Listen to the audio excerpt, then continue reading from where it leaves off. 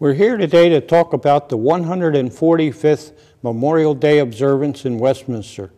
That's right, 145th anniversary of the Memorial Day observance in Westminster, Maryland, possibly the oldest in the nation. In 1868, Miss Mary Shellman, then a 16-year-old girl, asked children from Westminster Elementary School and St. John's Elementary School to meet her with cut flowers from their gardens at Center and Main Street, and they proceeded from there to the Westminster Cemetery, where they laid those flowers on the graves of Union soldiers. And that activity has proceeded each and every year for 145 years. About 90 years ago, the American Legion Post number 31 took over that activity from Miss Selman and has continued it ever since. We're going to try and make the 145th observance much more than just one-day parade. We're going to have a week of activities, and we're going to try primarily to honor World War II veterans, who, if you watch the obituaries in our papers, you will see the flags and you will see that they're disappearing from us very quickly. And we want to honor them and talk to them and interview them long before they're gone and pay respect to the activities that they created. With me today is Mr. Phil Mayhue, obviously a World War II reenactor, who's helping us recruit other reenactors to be at the Farm Museum on Saturday and Sunday. Phil, why don't you tell me about the activities that you're doing to recruit for us? Well, everything that we're having is going to be a minor scale compared to a lot of big reenactments. But I think what the public can expect to see is going to be a great, experience.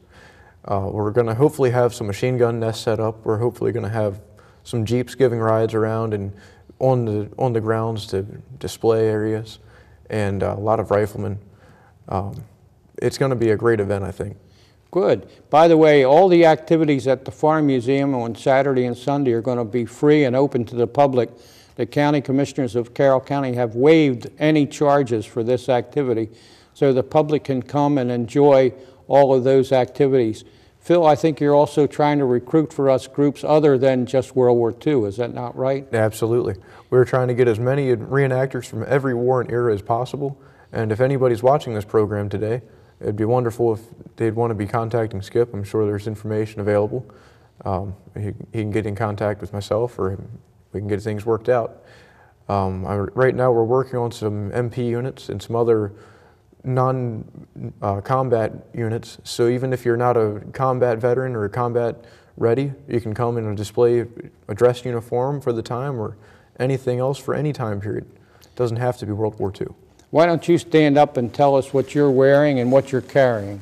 What I'm wearing and carrying is a World War II dress uniform and M1 Grand rifle.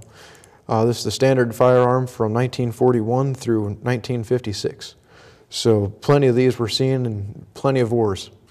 I'm sure you carried one yourself. I did in Korea. And in front of me here is my helmet. I'm sure you saw many of those. Yes. And my uniform here is a standard issued uniform from 1944 until late into the Korean War. And it has the ruptured eagle on it, and it stands for the man that had worn this uniform was discharged during World War II. So whenever he was riding a train or on a bus afterwards, after the war, after he was discharged, he was able to be signified as being a veteran and not a soldier, and that he had honorably served and was honorably discharged. I imagine at the Farm Museum, though, instead of Class A dress uniforms, you'll be wearing fatigues. Absolutely. We're hoping to be in foxholes and getting ready to be digging in. Speaking of digging in, we hope to have a World War I reenactor group who hope to dig a trench and put sandbags and barbed wire and a machine gun and depict the type of fighting that went on in World War I.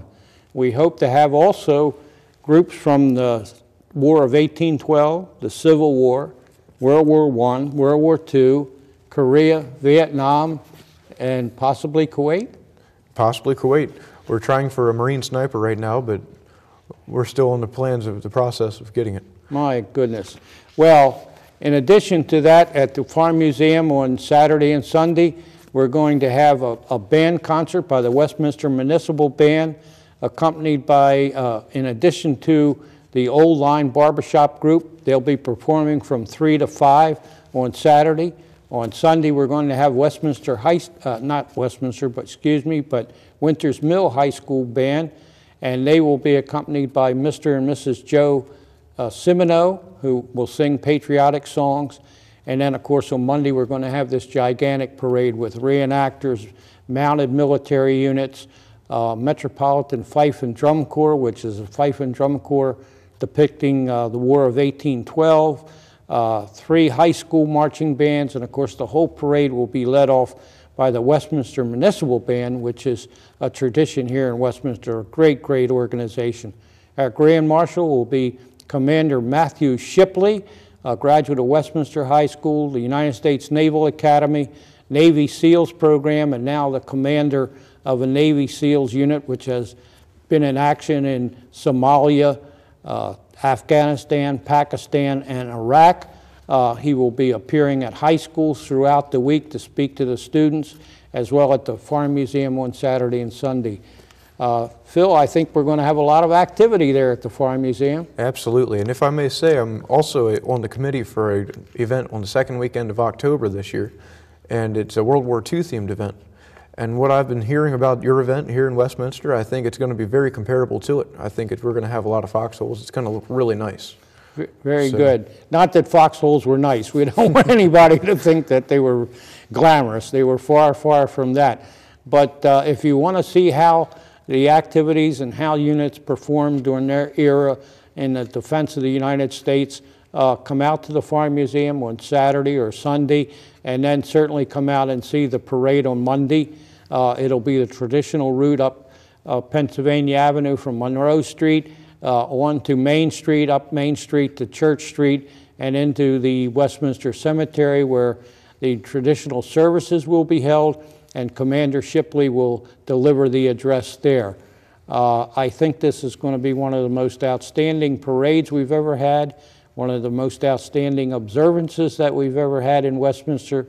We want to thank the Community Media Center for providing this coverage for us, and we hope that everyone asks their relatives to come back who've been here and their friends and join in these activities. We're trying to make them as friendly as we possibly can, because there'll be no admission charge to hear the sea chanties at Carroll Arts Center on Tuesday the 22nd, the movie on Thursday, and the Farm Museum activities on Saturday and Sunday.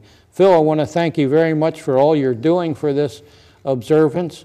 We are very, very pleased that you volunteered to help us and recruit these units. We're looking forward to seeing them both at the Farm Museum and in the parade. Well, thank you for having me. You're quite welcome. And thank Carroll again, Carroll Community Media Center, for its help in promoting this. The American Legion thanks them, and the American Legion is hopeful that you all take advantage of this to honor those who paid the most in service to our country. Thank you.